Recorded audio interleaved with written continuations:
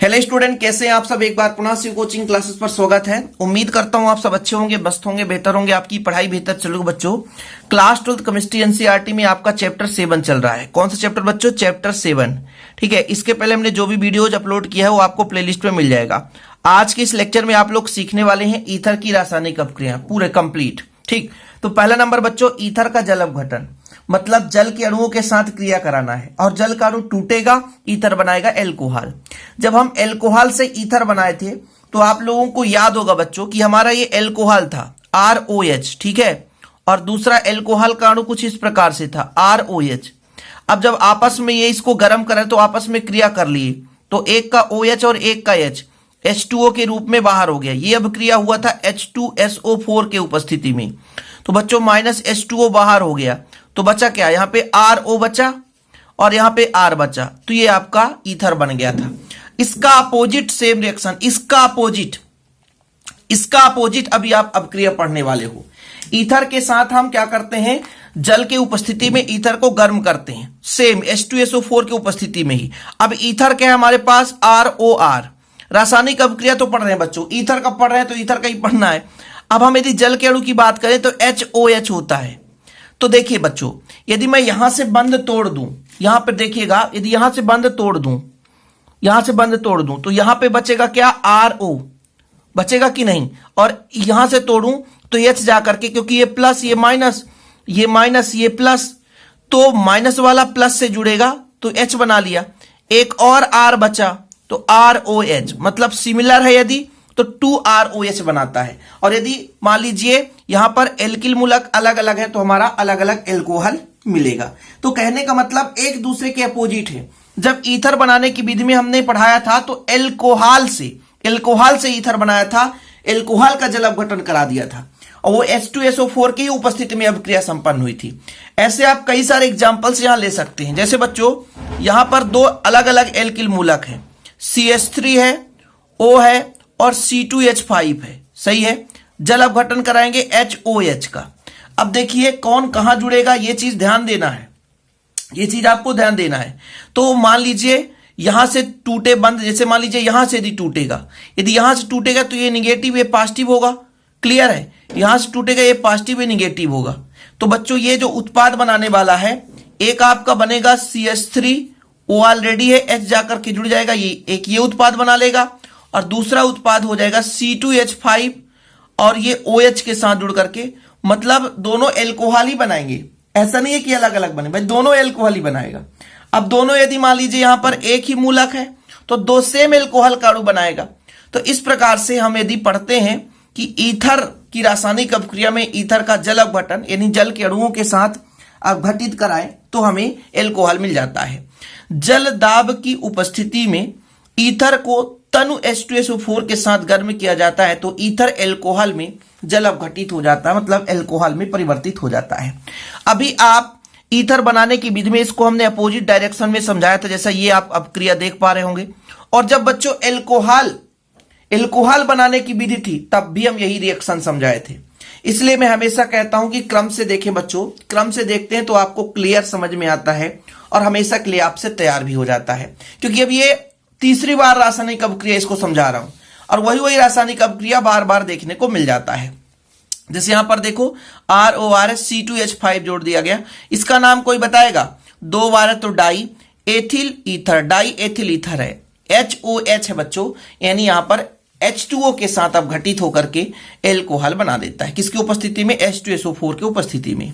अब यहां पर देखो दाब की उपस्थिति में सांद्र H2SO4 से क्रिया करके एथिल हाइड्रोजन सल्फेट बनाता है, मतलब H2SO4 के साथ भी क्रिया कर लेता है। किसके साथ? H2SO4 के साथ क्रिया कर लेता है। और कैसे बनाएगा उत्पाद देखिएगा, H2SO4 के साथ क्रिया करके यहां पर आपका उत्पाद बनाता है। जैसे मैंने कहा C2H5 है, O है, C2H5 है। अब बच्चों H2SO4 का मतलब होता है HSO4, ये है आपका, ठीक है, HSO4। ठीक, अब इसमें होता क्या है देखिएगा, यहां से मान लीजिए बंद विदलन होगा, चाहे इसको तोड़ो, जब ये बंद विदलन होगा तो यहां पे भी बंद विदलन होगा, तो इस पर निगेटिव, इस पर पॉजिटिव, इस पर पॉजिटिव, इस पर निगेटिव। तो आप सबको पता है बच्चों पॉजिटिव वाला भाग निगेटिव की ओर जाता है और निगेटिव वाला भाग पॉजिटिव की ओर जाता है। तो यहां पर C2H5 और क्या बना लेगा, OH बना लेगा। साथ में बच्चों ये निगेटिव वाला भाग इसके साथ जुड़ जाएगा C2H5 और फिर आपका HSO4। कहने का मतलब जब हम उच्च दाब की उपस्थिति में शांत H2SO4 से क्रिया कराते हैं तो देखिए ये हो गया आपका ethyl hydrogen sulphate, ethyl hydrogen sulphate, ethyl hydrogen sulphate. मतलब देखिए यहां से यदि बंध टूटेगा बच्चों, यहां से बंध टूटेगा यहां से, तो ये निगेटिव, इस पर आएगा पॉजिटिव चार्ज, इस पर आपका पॉजिटिव चार्ज और इस पर निगेटिव, यहां से टूटेगा तो ये पॉजिटिव निगेटिव के पास जाकर एल्कोहल में कन्वर्ट हो गया और ये आपका हो गया एथिल, ये hydrogen sulphate, ethyl hydrogen sulphate में परिवर्तित हो जाता है। ठीक है, ये चीजें हैं। अगला नंबर है PCl5। जब भी हम PCl5 की क्रिया कराते हैं तो POCl3 तो मिलना ही मिलना है, फास्फोरस ऑक्सीक्लोराइड मिलना ही मिलना है। हमने जहां जहां भी PCl5 की क्रिया कराई बच्चों तो POCl3 मिलना ही मिलना है। इसलिए तो अपक्रिया मैं आपको कहता हूं क्रम से देखो। अब मैं ये अपक्रिया थोड़ा सा फास्ट पढ़ाता हूं, क्यों? क्योंकि जो हर अपक्रियाओं को देखते आया है उसको समझ में आएगा, जो पहली बार आया है तो उसको समझ में नहीं आएगा भाई। इसलिए विनती जोड़ता हूं आपसे, विनती करता हूं बच्चों आप लोगों से कि प्लीज आप लोग पुराने लेक्चर जरूर देखा करें। देखिएगा C2H5O है और C2H5, यह बच्चों आपका ईथर है। ठीक है, कोई दिक्कत तो नहीं है। इसकी क्रिया मैं कराता हूं PCl5 से। PCl5 में जैसे PCl, ठीक है, 5 है बच्चों, तो एक Cl इधर किया, एक Cl इधर किया और ये 3 कर दिए। ये PCl5 ही है, PCl5 ही है, PCl5 ही है। क्यों? ये लो भैया तोड़ो, ये लो तोड़ो, तो आपका उत्पाद बनाएगा C2H5 हो गया, यहां भी और Cl जुड़ गया, इसके 2 अणु हो गया। और बच्चों P है ना, P ऑक्सीजन है, O Cl है ना बच्चों, Cl3, POCl3 और ये आपका हो गया एथिल क्लोराइड। क्या हो गया बच्चों? Ethyl chloride. ये एथिल क्लोराइड हो गया, एथिल है क्लोराइड, एथिल है क्लोराइड, एथिल है chloride, ethyl chloride, ethyl chloride और फास्फोरस ऑक्सीक्लोराइड बनाता है। जब भी हम PCl5 की क्रिया कराते हैं तो याद रखिए 12th क्लास में हमेशा वो POCl3 बनाएगा ही बनाएगा, जहां भी आप देखो।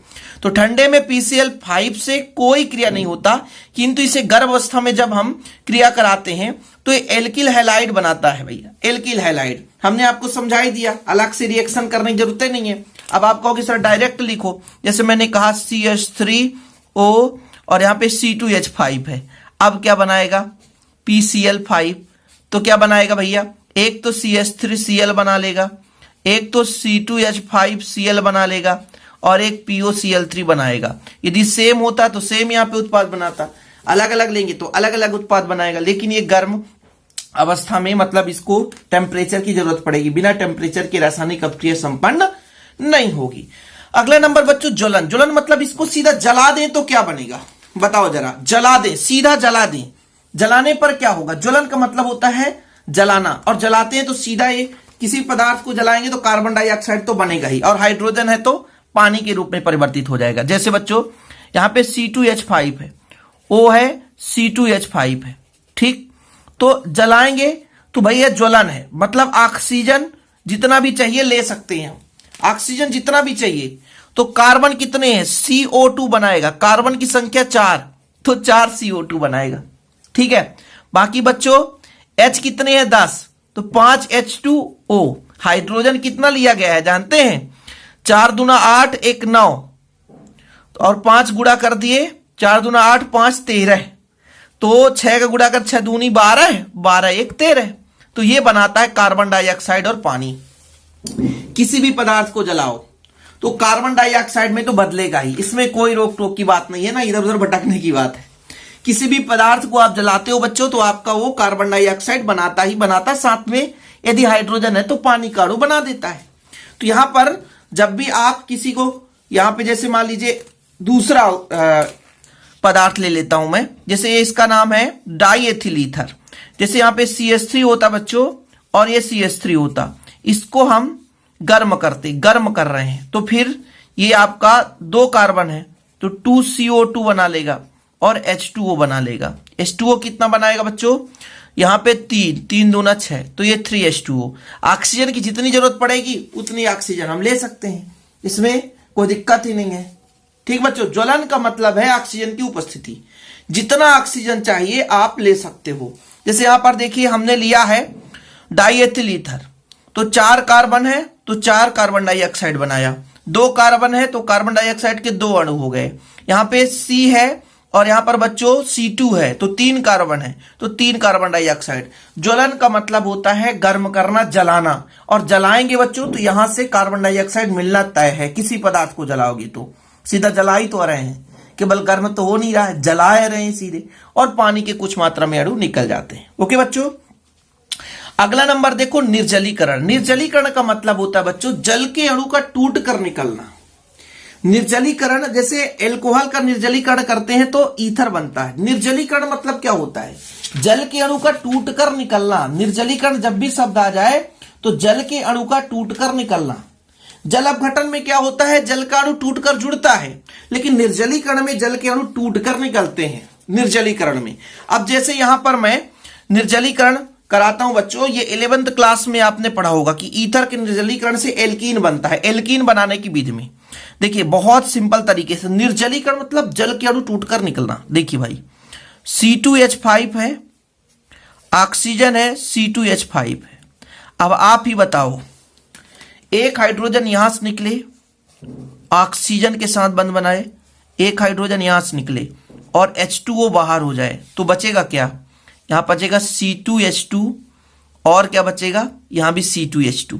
कहने का मतलब C2H2 और C2H2, C2H2 इतना बचा ना, C2H2। अब क्या बंध कंप्लीट है? आप ही बताओ, क्या बंध कंप्लीट है?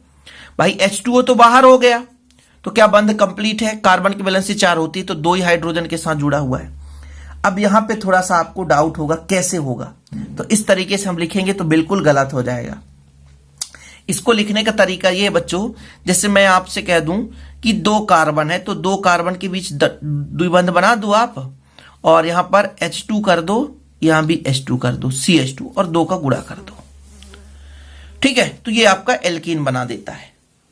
समझ रहे हो भाई साहब? थोड़ा समझने की कोशिश करो। फिर से मैं अभिक्रिया को समझा रहा हूं, क्योंकि भाई मेन तो अभिक्रिया ही है यार।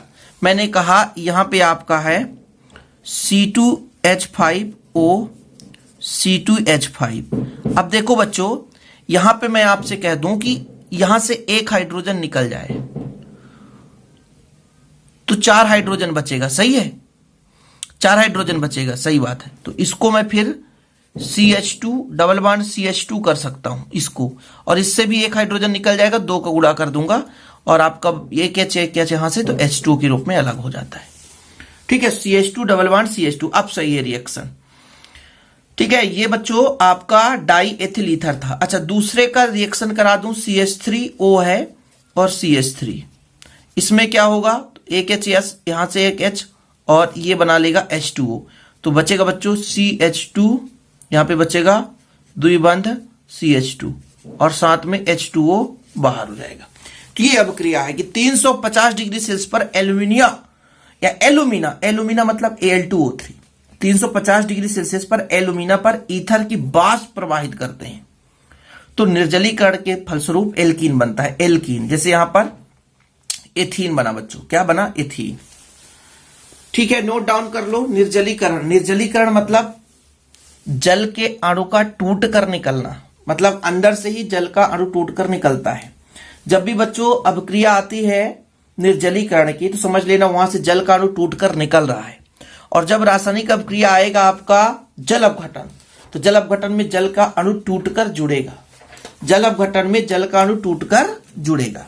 तो जब भी हम 350 डिग्री सेल्सियस ताप पर एल्यूमिना में ईथर की वाष्प प्रवाहित करते हैं तो एल्कीन बनता है, जैसे एथीन यहां पर आप देख सकते हैं। एसिटिल क्लोराइड से क्रिया, पहले आप क्रिया कराना सीखें, क्रिया कैसे कर सकता है। एसिटिल क्लोराइड, मैं ईथर ले लेता हूं, जैसे यहां पर ईथर ले लिया C2H5O, C2H5। एसिटिल क्लोराइड का सूत्र क्या होता है? CH3COCl। अब देखिए ये किस प्रकार से अभिक्रिया कर सकता है, किस प्रकार से उत्पाद बना सकता है। सबसे पहले तो ये सोचना जरूरी है। तो देखो बच्चों, बंध या तो यहां से टूटेगा तो ये पॉजिटिव भाग हो जाएगा, ये निगेटिव भाग। ठीक, यहां पे क्लोरीन हटेगा, ये क्लोरीन हटेगा, तो ये क्लोरीन ऋणात्मक होता है, वो सीधे आकर के इसके साथ अटैक करके C2H5Cl बना लिया। ये तो पहली स्थिति में हो गई। अब बताओ क्या बचा आपके पास। जैसे यहां पे C2H5 है, O है, फिर CO है, CH3 हो गया, तो ये तो हो गया एथिल एसीटेट भाई। एथिल एसीटेट मतलब इसको मैं CH3 CO और एक O यहां से, फिर C2H5, तो ये एथिल एसीटेट बना लिया। एथिल एसीटेट बना लिया, कितना बढ़िया, एस्टर बनाता है। मतलब जब भी हम ईथर की क्रिया हम एसिटिल क्लोराइड से कराते हैं तो हमें मिलता बच्चों एस्टर। मेन अभिक्रिया कराना सीखे कि अभिक्रिया होता कैसे है। हमें तो यहां से तोड़ते बच्चों तब पर भी ये किसको दौड़ता, क्लोरीन को, फिर भी हमें एथिल एसीटेट मिल जाता। तो जब भी हम ईथर को एसिटिल क्लोराइड से क्रिया कराते हैं तो एस्टर बनता है, एस्टर प्राप्त होता है, जो कि देख सकते हैं आप लोग। ये क्लोरीन आएगा C2H5 के साथ जुड़ जाएगा तो एथिल क्लोराइड हो गया।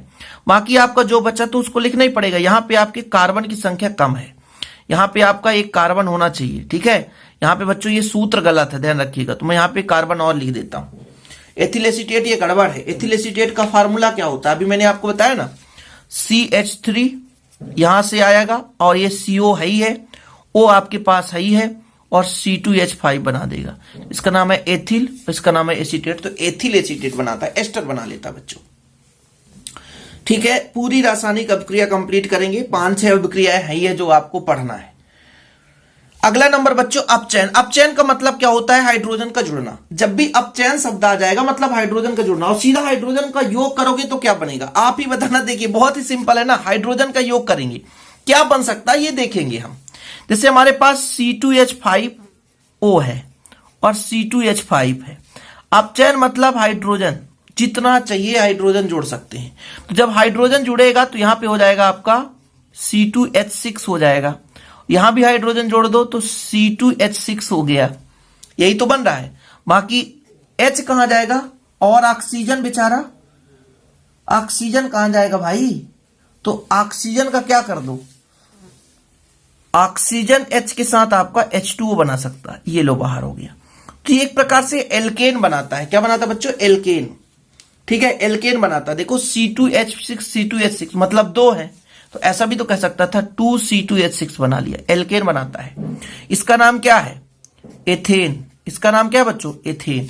तो जब भी ईथर की उपस्थिति में, सॉरी अपचायक की उपस्थिति में ईथर का अपचयन कराया जाता है, ईथर अपचयन के फलस्वरूप क्या बनाता है बच्चों, आपका एल्केन बनाता है, अर्थात एल्केन का ग्रुप प्राप्त होता है। जैसे मेरे पास CH3OCH3 है, मतलब ये आपका डाई मेथिल ईथर है, इसका हम अपचयन करा रहे हैं H2। अपचायक आप निकिल ले लो ना, निकिल तो पता है ना, निकिल अपचायक होता है। अब क्या होगा बच्चों, CH4 एक और CH4, तो 2 CH4 बना लिया। बाकी यदि हमारा ऑक्सीजन है तो वो H2 के रूप में बाहर हो जाएगा। ठीक है, H2 के रूप में बाहर हो जाएगा। 4H, तो यहां पर कितने हाइड्रोजन हो जाएंगे, 4 हाइड्रोजन। ठीक है, जितने भी हाइड्रोजन चाहिए उतना ले सकते हो आप, जितने भी हाइड्रोजन चाहिए उतना ले सकते हो। देख लो आप, चाहे इस डाईएथिल ईथर की बात करो, चाहे डाईमेथिल ईथर की बात करो, तो एल्केन बनता है बच्चों, एल्केन। 2 कार्बन का है, 2 एथेन, 1 कार्बन का है तो मेथेन। ठीक है, कोई दिक्कत तो नहीं है, यहां तक क्लियर बच्चों। और अगला अभिक्रिया है HI के साथ क्रिया। मेन बच्चों अभिक्रिया कराना आप सीखे कि अभिक्रिया कर कैसे सकता है, अभिक्रिया कैसे कर सकता है।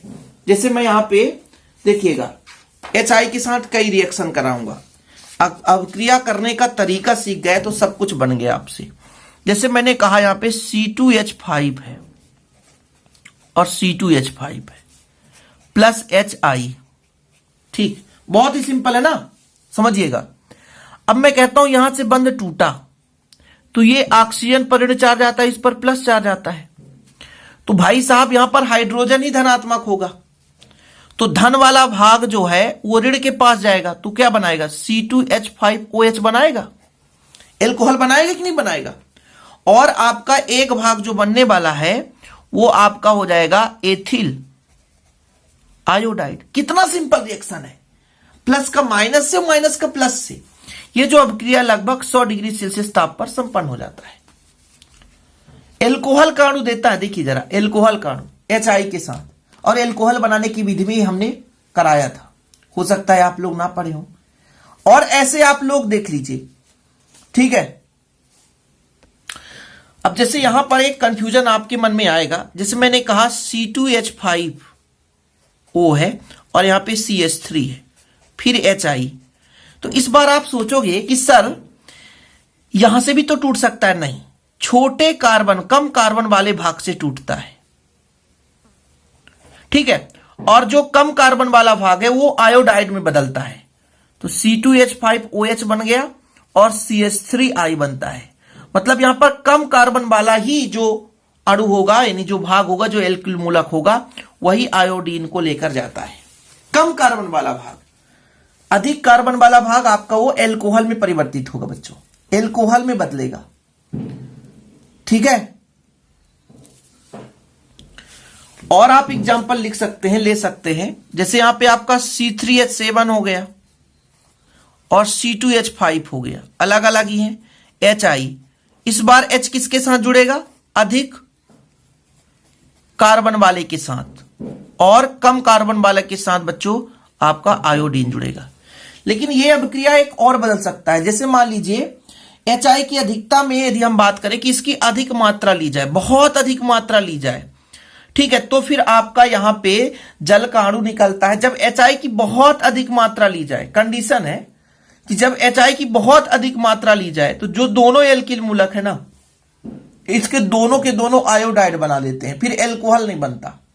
जब HI की बहुत अधिक मात्रा ली जाए फिर एल्कोहल का निर्माण नहीं होता। उस स्थिति में ये दोनों के दोनों आयोडाइड में बदलते हैं और जो H होता है वो ऑक्सीजन को लेकर के H2O में कन्वर्ट हो जाता है। जैसे एक आध अभिक्रिया मैं करा देता हूं कि बहुत अधिक मात्रा लेने पर, अत्यधिक मात्रा लेने पर, जैसे C2H5O है और यहां भी C2H5 है और HI की क्रिया, तो इस बार ऐसा नहीं होगा, इस बार होगा C2H5 ये भी आयोडाइड, C2H5 ये भी आयोडाइड, और H2O का अणु बाहर हो जाता है। तो दो आयो, यहां पर हम 2 का मल्टीप्लाई कर दें तो H2 यहां पे हो गया, आयोडीन भैया इसके साथ और एक इसके साथ। तो इस प्रकार से यदि कहने का मतलब यह हुआ कि जब अधिक मात्रा में HI लिया जाता है तो वहां पर जल का अणु पृथक हो जाता है, जल का अणु निकलता है, साथ में आयोडाइड के 2 अणु निकलते हैं। तो ये HI के साथ क्रिया है। अब आपको लिखना है तो लिख सकते हैं, नोट्स लेना है तो 100 रुपीज चार्ज लगता है, प्रॉपर रूप से नोट्स दिए जाते हैं। कांटेक्ट नंबर है 9685299149, 9685292949, प्रॉपर रूप से हैंड रिटन नोट्स लेकर तैयारी करते रहें। इसलिए बच्चों आप लोगों के लिए एक छोटा सा सुविधा आपको मिल जाता है, नोट्स बनाने के लिए उतना मेहनत नहीं करना पड़ता, ठीक है। और डिस्क्रिप्शन पे हमारे ऐप का लिंक मिल जाएगा बच्चों, वहां से भी आप ले सकते हैं। आज के लिए इतना ही। वीडियो पसंद है तो लाइक करके शेयर कर दें। इस वीडियो पाने के लिए चैनल को सब्सक्राइब कर लें, अपने छोटे भाई बहनों के साथ शेयर कर दें। जय हिंद, वंदे मातरम बच्चों।